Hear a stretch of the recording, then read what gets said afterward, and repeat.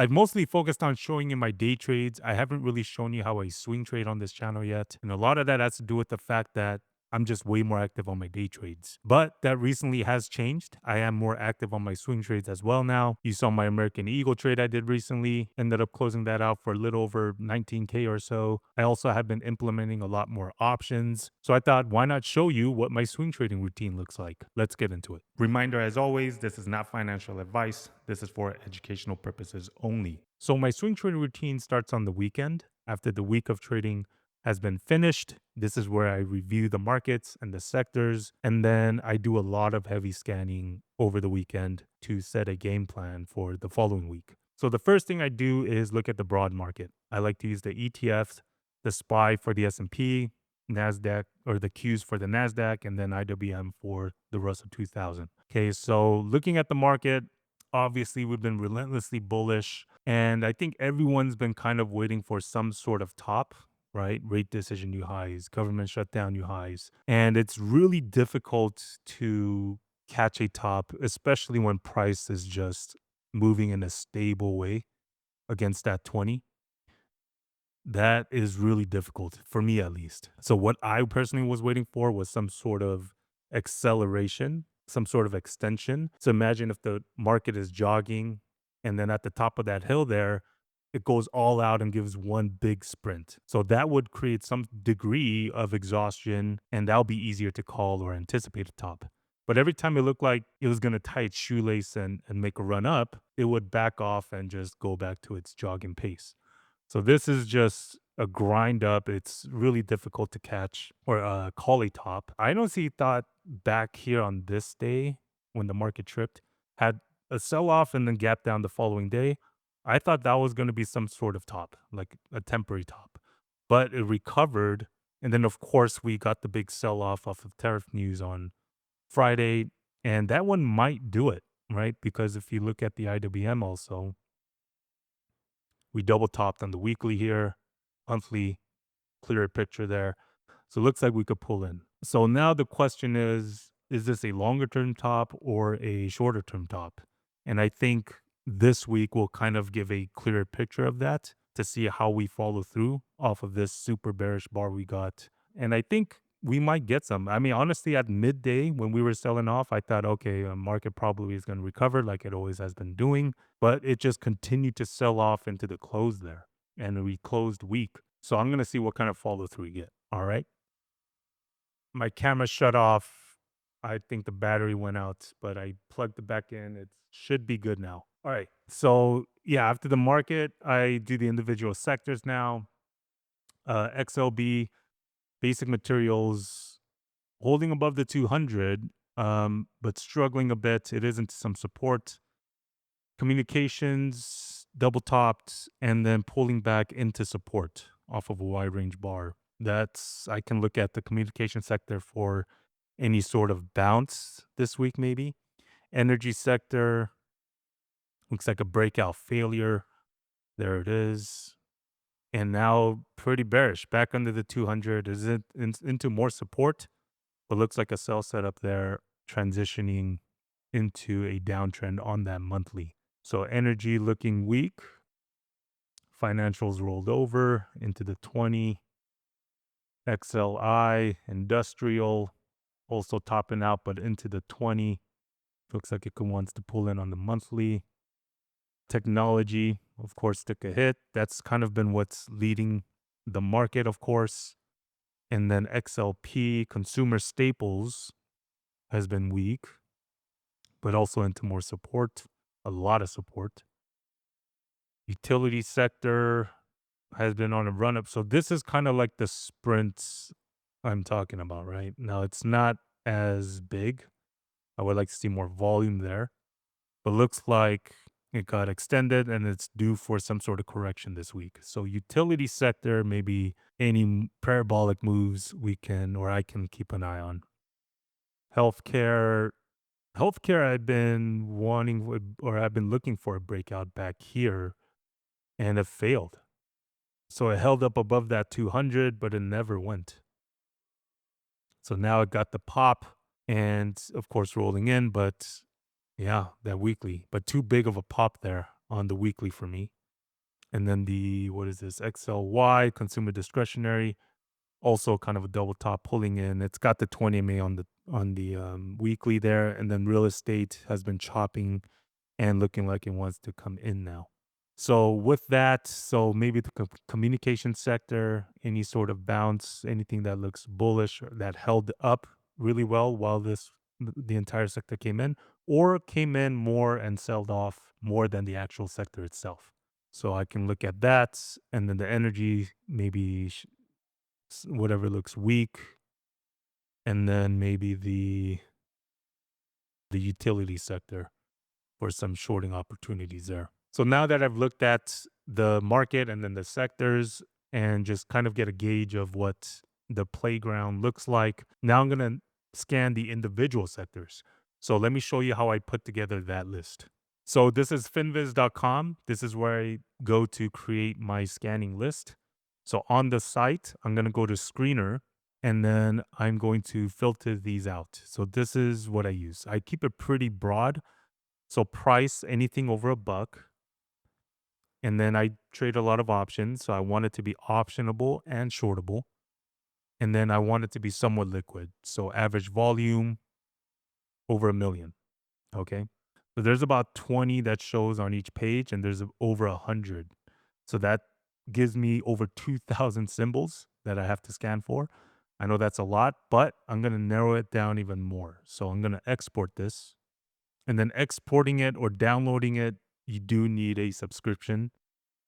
All right, so there it is. Let me make sure it fits on the screen here.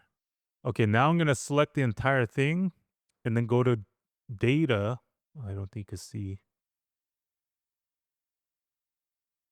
So data and then sort. And I'm going to sort this by industry. Okay. So now let me open this up a little bit. So now it's sorted by industry, and I'm going to go down to the ETFs. I don't really swing trade the ETFs. So that should help with the number of symbols here that I have to scan through. Okay. Adios. Okay, so that's gone. So now I'm going to sort this by sector. Okay. So now it's in order of the sector that I kind of went over earlier. Okay. So that leaves me, let me delete this, about 1,700 symbols that I have to scan for. So usually I'm doing this over the weekend. Usually I take my laptop. I might be traveling or I might be doing other things or I might just be at home. This weekend I am heading out of town. So let's fast forward to there. All right. So this weekend I'm out here in Vegas. Flew out here to try out the new restaurant Got. It's like a Michelin star Korean barbecue restaurant. Original one's in New York, which I've been to, tried, and really liked. And they opened one up here at the Palazzo. So came out here to try that out. Have about a bottle of wine of glass in me, so I'm pretty chilling right now. But I digress. But let me show you my swing trading setup that I'm using currently. I got a laptop that's connected to one travel monitor. Absolutely love this thing. This thing is from Sotsu, I think is how you say it. But it's like a 16-inch 4K monitor, super high quality, comes with the stand, folds up, super compact, it's super thin and light. And then the screen itself is super nice. It reminds me a lot of like Apple products. Kind of resembles like the iPad, I would say. And the best part is it rotates. So you can use this as landscape or portrait mode, all on this simple stand. So I have that connected to, this is actually Janet's laptop. So I actually bought a new laptop to use for my both swing trading and day trading. Got the new Lenovo Gen 3 P16 or whatever it's called, the newest one. And I thought I would have it by now, but I got an email saying it got delayed for some reason. So I won't get it until the end of the month, which is unfortunate. But day trading travel video coming soon. And then I have my mouse hooked up to like a little dongle. And then this is just like a thing from the hotel. It's like a little notepad that I'm borrowing to use as a mouse pad. Just kind of MacGyvering it. And that's it. That's the whole setup. In terms of the charts itself, I have a daily chart, hourly chart, weekly chart, monthly chart. And then up here, this is mostly for my options. Those are all daily charts, but this one has the probability cone on it, RSI, and the MACD. And that's it. Pretty simple, straightforward. So you can see my swing trading setup isn't as crazy as my day trading setup. It's a lot more simpler.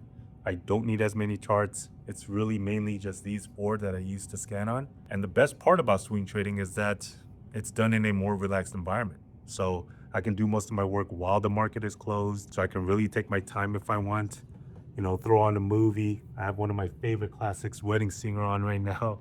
I have a bowl of fruit that I'm gonna eat and just chill here while I go through the entire list that I just made.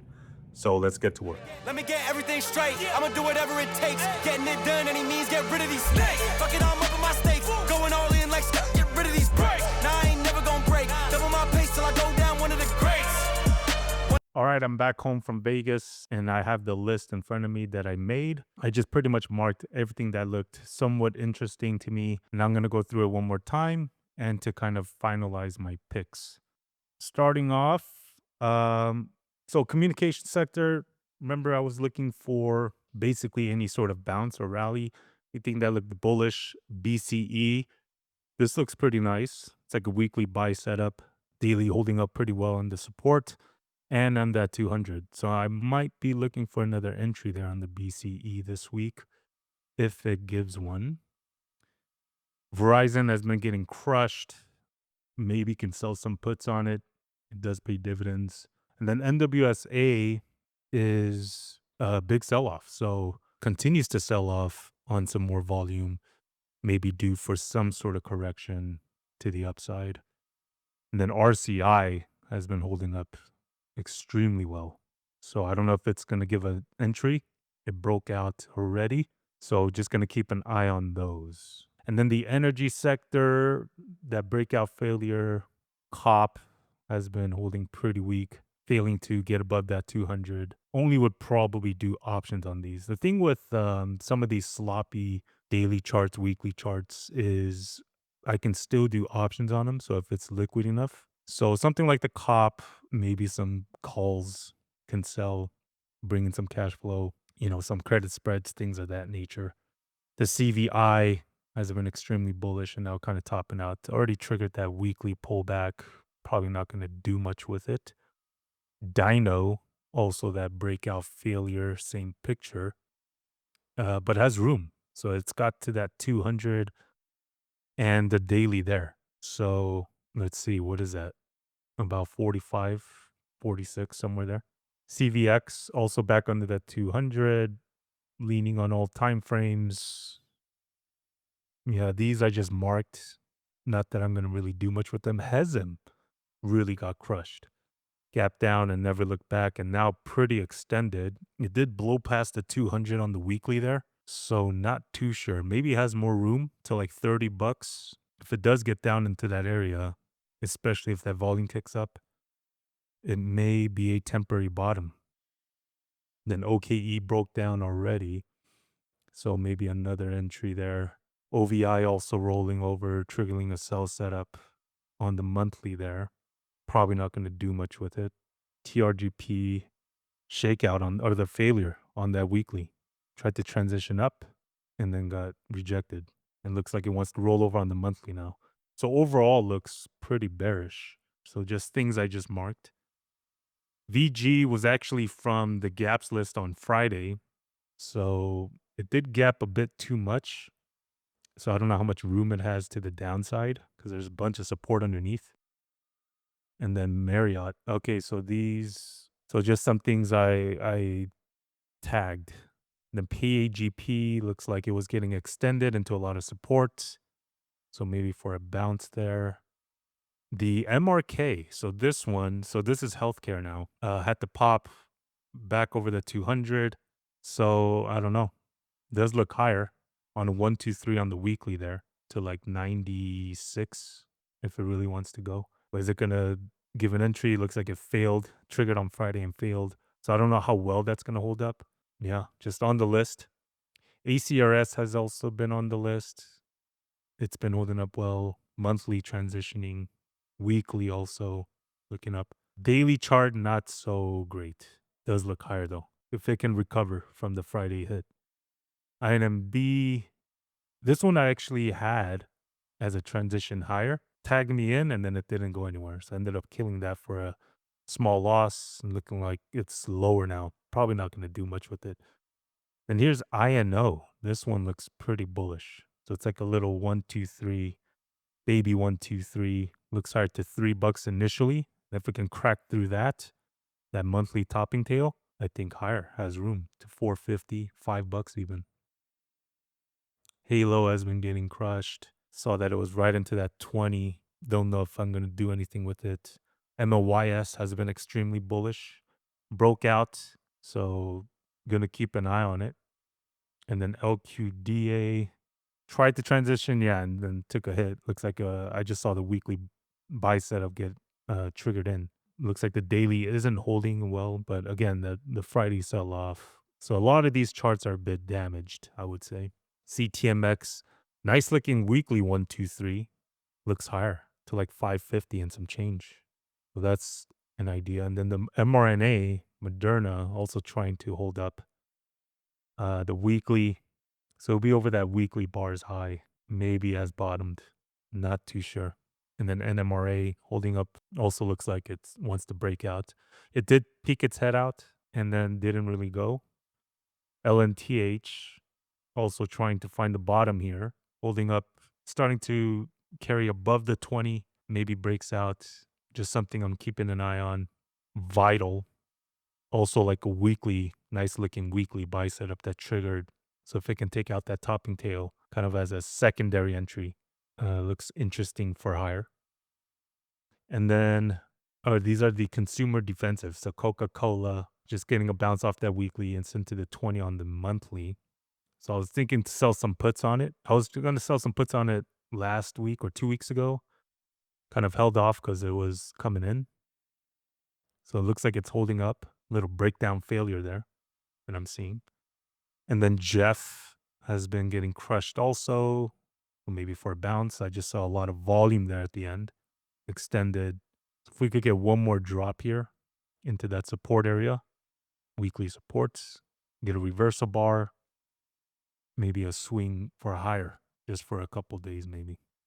And then the utilities. So this one we saw it was the climactic move, right? So EIX didn't rally with the entire sector. So this stayed under a lot of resistance there into that 200. So looking lower, it already triggered like it started to break down already. And there's more things to the left there. So difficult, but very weak. Maybe sell some options on it. Call spreads, maybe. Tact. So this one does look like it wants to come in. So kind of like extended, right? Just like this sector is due for a pullback. That's kind of interesting. Got some volume there. Extended. So target would be into that rising 20. R to R, I don't know how it's going to play out. Maybe 1 to 1.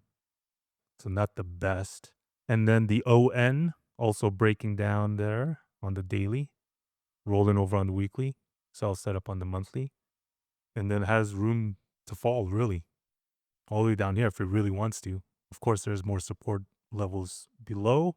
And then the Expedia. So these are, I think, just random Expedia. I just saw a huge topping tail. That might be a top for a while. Looks like a top. So I don't know if that's going to turn into anything, but on the list. And then what is this? Cold. Okay, so cold is just something that's been on a downtrend, popped over the 20 now, reversal bar on the higher time frames. So that's pretty much my swing trading routine. Now that I've narrowed down a watch list to watch for this week, I've have an idea of what each one is doing or what I want to do with these. So now, if there's anything I want to play for tomorrow on a Monday, then I'll go ahead and look at the options chain for the ones that I want to play options with, check out the premiums. Do I want to buy them? Do I want to sell them? Anything I'm doing shares with, I can simply just put in my entries and then my stops. So I don't know if which ones of these will turn out to be plays, but this is my watch list for this week. And that's it. And I manage them. And then I always put together a gaps list from my day trading side that carries over to my swing trading list. So like on Friday, CAT X was on the gaps list. It was gapping very small, but I put out an order for over $4, put the limit at 410, ended up gapping over it and it didn't trigger me in. And then it pulled in and then it tagged me in. So I actually ended up getting CADX, which helped kind of mitigate some of that swing hit I took from Friday's news move. So as the week goes by, I'm constantly updating this list. So I'm adding things that may look interesting from my gaps list that I scan for every single day from my day trading side, and then I'm removing things that may be broken or not set up anymore. And then by the end of the week, I do it all over again. So I do the whole market review, sector review, and then I put together the Finviz scanning list. I used to update it every single quarter, but now I do it every single week just because I do options now and it's not that time consuming. So it's always nice to have a updated list every week. So that's pretty much my swing trading routine. Nothing too fancy. Keep it pretty simple. Takes probably 5-10 minutes a day to like manage things and keep an eye on things.